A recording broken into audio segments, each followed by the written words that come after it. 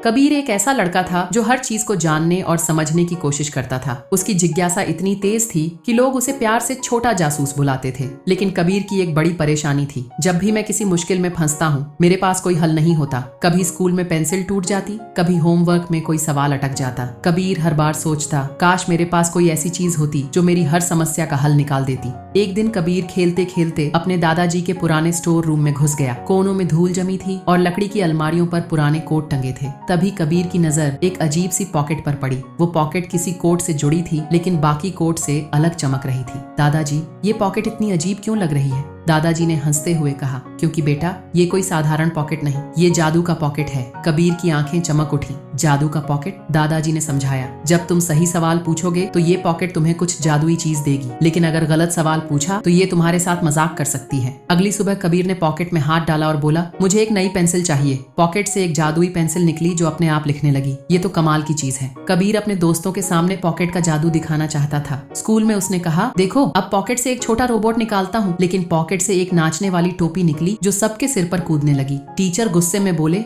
कबीर, ये क्या तमाशा है? कबीर मुस्कुराते हुए बोला, सर, ये पॉकेट का जादू है। एक दिन कबीर ने सोचा, अगर पॉकेट कुछ छोटा निकाल सकती है तो क्यों ना कुछ बड़ा मांगा जाए। उसने पॉकेट में हाथ डाला और कहा, मुझे एक शेर चाहिए जो मेरे घर की रखवाली करे। अगले ही पल शेर सच में बाहर आ गया। कबीर घबराकर इधर उधर भागने लगा। पॉकेट, जल्दी से शेर को वापस ले जाओ। लेकिन पॉकेट से एक छोटी सी बिल्ली का मॉडल निकला। अरे नहीं, ये तो गलत सवाल था। कबीर को दादाजी की बात याद आई। सही सवाल पूछने पर ही जादू काम करता है। उसने समझदारी से कहा, मुझे एक बड़ा पिंजरा चाहिए। पॉकेट से एक बड़ा पिंजरा निकला और शेर खुद ही उसके अंदर चला गया। कबीर को समझ आ गया था कि शक्ति से ज्यादा जरूरी समझदारी होती है। अब वो पॉकेट का इस्तेमाल सिर्फ जरूरत और सही सवालों के लिए करता था।